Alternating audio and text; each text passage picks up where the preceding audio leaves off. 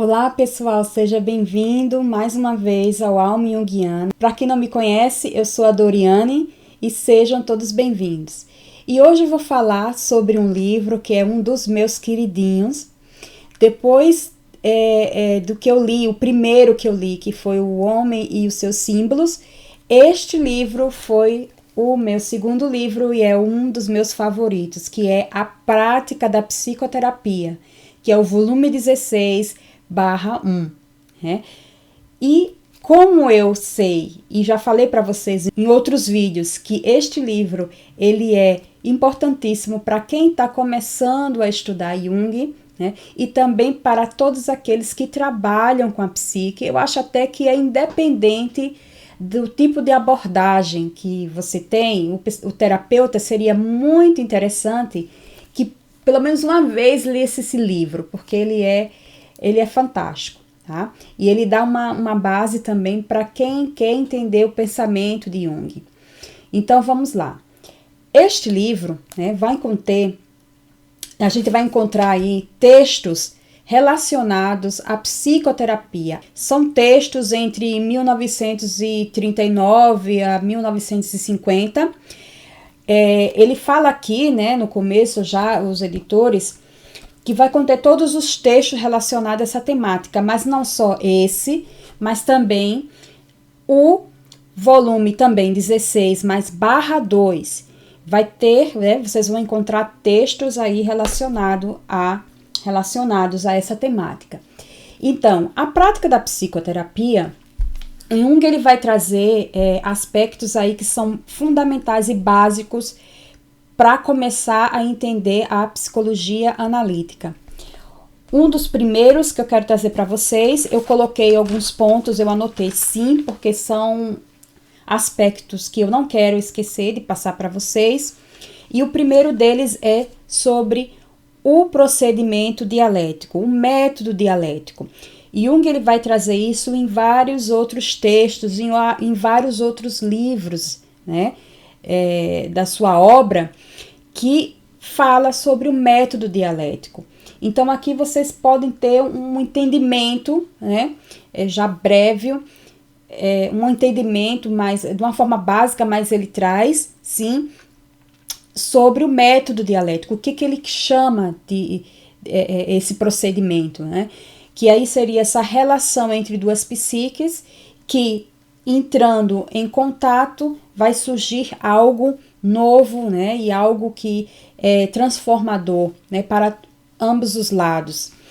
E aqui ele vai também falar de outro aspecto, que são as antinomias fundamentais da psique, que é esse paralelo, né, esse paradoxo.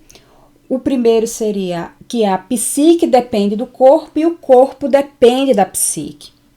E a segunda antinomia fundamental da psique é o individual não importa perante o genérico e o genérico não importa perante o individual.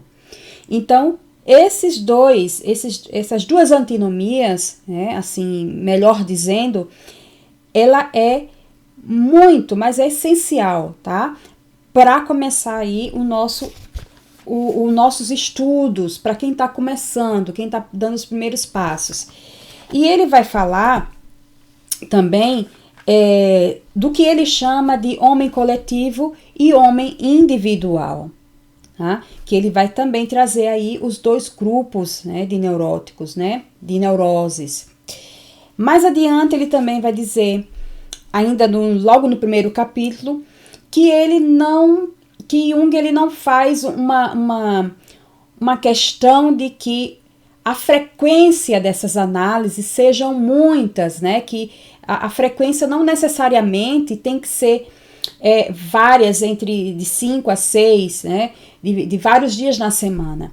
A princípio, ele pode sim começar entre 2 ou 3 vezes na semana, e que depois pode sim, aos poucos, aí diminuindo essa frequência, mesmo porque Jung ele vê como importante que o paciente ele não cria ali uma dependência muito forte com o terapeuta, né? Que o paciente ele também possa, nesse processo de desenvolvimento, ele caminhar de uma forma mais independente.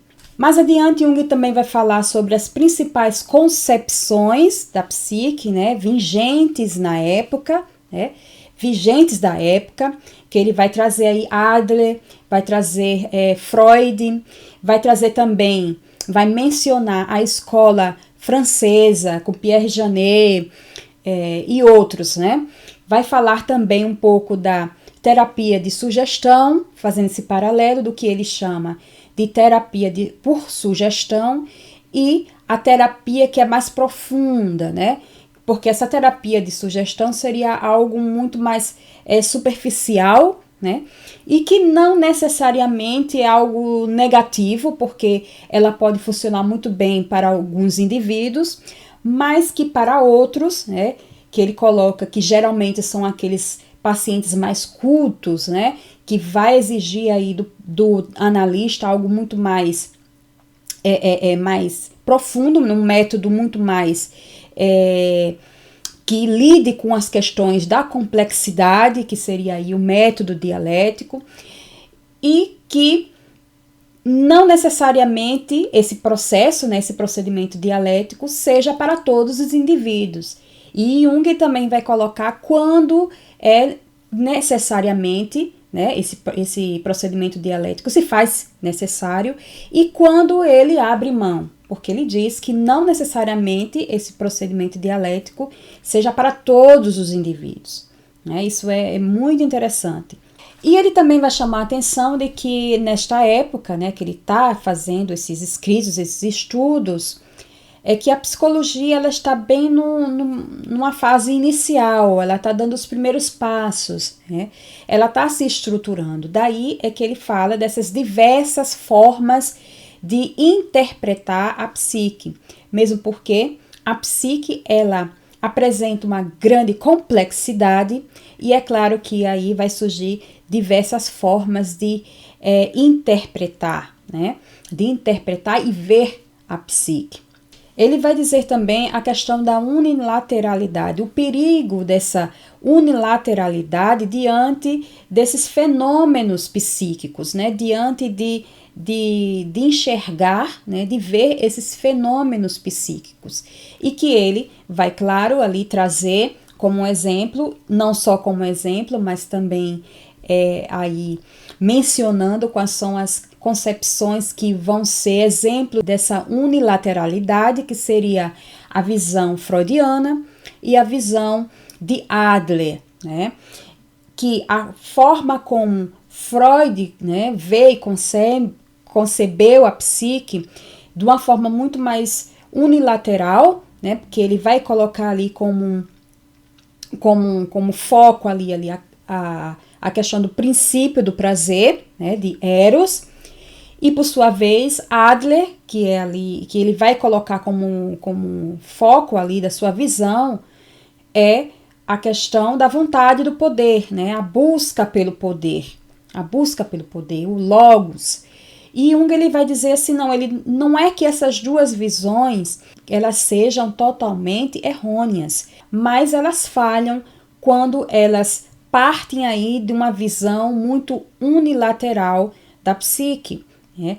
Ou vendo a questão do princípio do prazer, dos instintos, ou do princípio do poder, né? do instinto do poder, a busca pelo poder.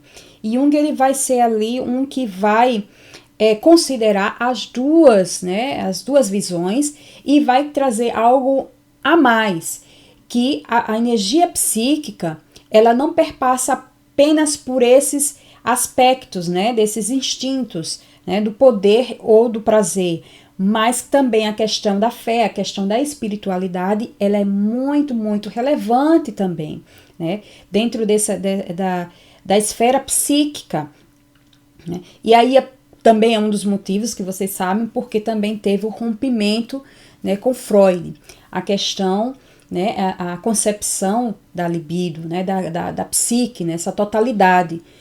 E mais à frente, Jung ele também vai dizer que as expressões criativas elas são muito importantes também neste processo, né, da concepção da psique, desse procedimento psicoterapêutico, porque essas expressões criativas, elas também dão acesso ao inconsciente. Então, Jung ele vai trazer também essa temática. E algo também muito fundamental que eu acho muito relevante ao trazer o estudo dessa obra, né, a prática da psicoterapia, é que Jung ele vai afirmar a importância dos sonhos, né, nessa relação, nesse procedimento psicoterapêutico, em que os sonhos eles vão também ali dar o acesso ao inconsciente, mas não de uma forma em que os sonhos eles escondem, né, eles disfarçam aí a informação ou a comunicação, mas pelo contrário, eles vão trazer, claro, de uma forma simbólica, né, mensagens, né, do inconsciente, e que isso é fundamental para um analista ter claro isso e estudar, né, sobre os sonhos, a interpretação dos sonhos, o acesso ao inconsciente. Mais adiante, Jung também vai falar sobre as fases, né, as fases da psicoterapia, que são 4 fases e que não necessariamente o paciente, o indivíduo tem que passar por todas as fases, mas que ele vai trazer de uma forma apenas didática, tá? Ele vai trazer, Jung, claro, porque diante da sua prática, né, com tantos casos clínicos, né, com tantos atendimentos, então Jung ele vai trazer de uma forma didática essas 4 fases da psicoterapia, que é a confissão, o esclarecimento, a educação e a transformação. Essa transformação é algo até muito mais sofisticado e muito profundo, né, nesse processo, nessas fases. E que eu acho bastante interessante quando ele traz esses aspectos, né, quando ele traz essa temática, ele vai falar sobre a importância da visão de mundo, né, a cosmovisão, em que o paciente ele está inserido, né, qual é o mundo que o indivíduo ele está inserido, né, e esse mundo em que o paciente, entre aspas, procura se ajustar. Essa visão de mundo também importante quando nós falamos do terapeuta também. Então, essa concepção de mundo, a cosmovisão do terapeuta também, ela faz também diferença nesse processo, né, psicoterapêutico, nessa relação psicoterapêutica, né, porque esta visão também pode conturbar e prejudicar o desenvolvimento, o processo de desenvolvimento do paciente. Então, isso é muito importante que o analista ele tenha claro esses aspectos. Jung também vai fazer um paralelo sobre como a medicina, né, trata a psique, que é de uma forma diferente da psicoterapia, né, do psicoterapeuta em si. Porque a medicina ela vai ter uma tendência, né, claro, é só fazer ali o diagnóstico, fazer uma anamnésia. Então, o psicoterapeuta, na psicoterapia, ela já vai ser algo diferente, porque o diagnóstico não é tão importante assim. A anamnésia, ela é feita de uma forma diferente, ela vai ter um olhar mais amplo aí numa história de vida, né, no histórico desse paciente, e, mais uma vez, não tendo como foco o diagnóstico, mas sim a relação psicoterapêutica, né? E Jung também vai trazer um ponto importante, a questão da projeção, da transferência e da contratransferência nessa relação psicoterapêutica, em que vai haver ali uma tendência do paciente a projetar a imagem, né, a imago dos pais no analista, e que é um aspecto relevante, né, que o analista ele tem que ter claro isso aí. Jung vai falar, mas de uma forma não tão profunda, porque ele vai aprofundar muito mais esse tema em outros textos, em outros livros, é a questão da individuação, o processo de individuação, né? Ele vai dizer também qual é o papel do psicólogo, né, em todos esses processos, né, psicoterapêuticos, a meta da psicoterapia, o que ele fala, né, a respeito disso, e a concepção do inconsciente. Como Jung entende o que é inconsciente, o que seria inconsciente para ele. Mas ele vai pontuar e deixar muito bem claro em que essa relação de consciência e inconsciente é uma relação compensatória, ou seja, o inconsciente ele vai atuar também de uma forma compensatória em relação à atitude consciente. E Jung ele vai fazer todo esse caminho nessa obra da prática da psicoterapia, trazendo esses principais aspectos. Claro, essa resenha que eu estou trazendo para vocês é para motivar a leitura e não substitui a leitura, né? Pelo contrário, é para dar aí um ânimo para a gente ler mais Jung, né? Direto da fonte. Claro que eu gosto de outros livros, né? De outros autores, mas precisamente Jung, né? O livro de Jung, para mim, é a fonte, né? Número 1 para se compreender o pensamento de Jung. E esse livro eu recomendo para vocês. Eu li e não me arrependi, já li várias vezes, e eu vou trazer para vocês o estudo dele completo, que eu vou disponibilizar na plataforma Udemy, mas o primeiro capítulo já vai estar aqui para vocês, né, para vocês começarem a estudar. Eu quero que as pessoas tenham acesso e que as pessoas leiam mais Jung e procurem ali, claro, de uma maneira, né, correta, né, profunda e correta, né, de se entender a psicologia de Jung. Eu gostaria de agradecer a todos por estar até aqui, o final do vídeo. Um forte abraço para vocês e a gente se encontra no próximo vídeo. Tchau!